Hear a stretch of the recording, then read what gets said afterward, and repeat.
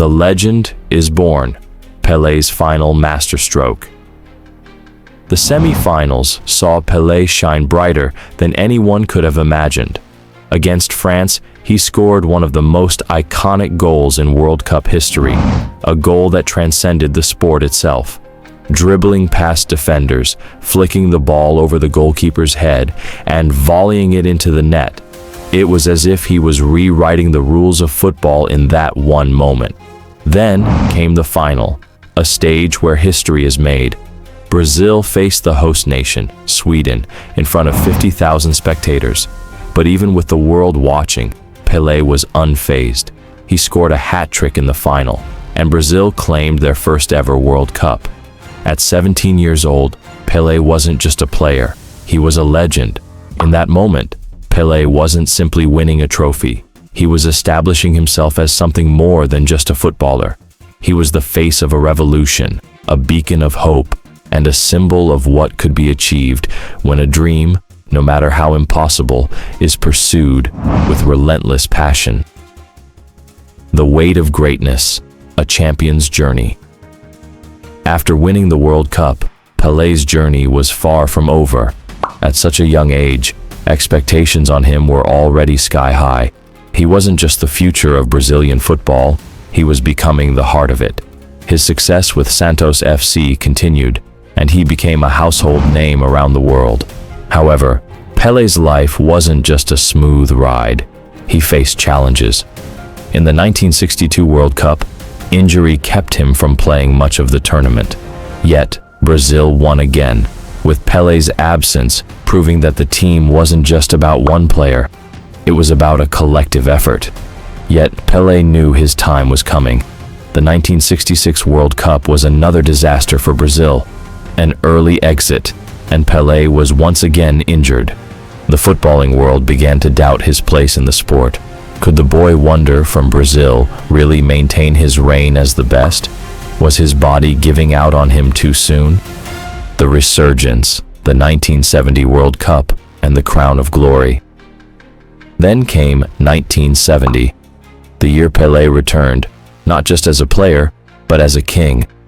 Pelé's third World Cup campaign was the culmination of a journey defined by struggles, triumphs, and relentless dedication.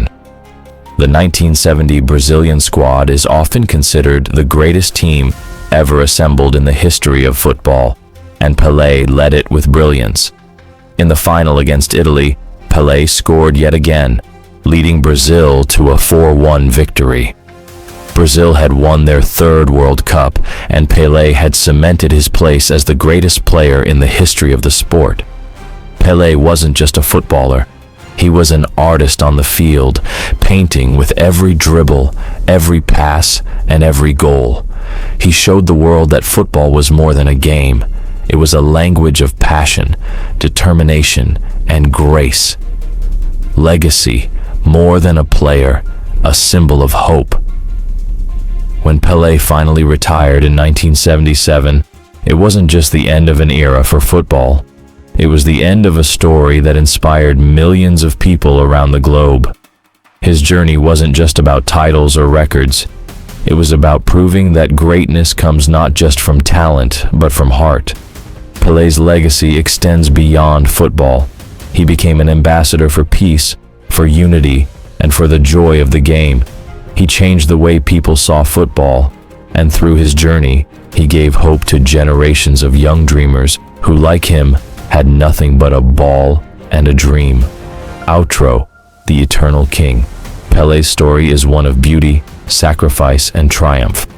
It's a story of a boy from a small town who never stopped believing that one day he would change the world. And he did. Imagine a young boy from a far-off land with nothing but a love for the game, no glamorous spotlight, no grand stages, just a pair of worn-out shoes and the gritty streets of Três Corações, Brazil. His name was Edson Arantes do Nascimento, but to the world, he would become Pelé. The story of Pelé begins not in the glitz of European football, but in a place where dreams were often crushed before they even took root. Brazil, back in the 1940s, wasn't a place where every child got a shot at greatness, but in those dusty streets, Pelé found his purpose. Born into poverty, his family had little to give, but his father passed down a priceless gift, the love of football. Little did anyone know, this young boy would soon rise above the poverty of his surroundings and into the hearts of millions. But it wasn't just his skill that set him apart. It was his drive, his quiet determination to succeed. While others dreamed of becoming famous footballers, Pelé simply dreamed of playing the game he loved. That was enough. That love would soon carry him beyond anything he could imagine. The shocking start, Brazil's big gamble. By 1958, Pelé had outgrown his childhood playgrounds and was now playing for Santos FC, one of Brazil's premier clubs. But even in his early years at Santos, no one really expected a boy of just 15 to take the game by storm. He was too young, too small.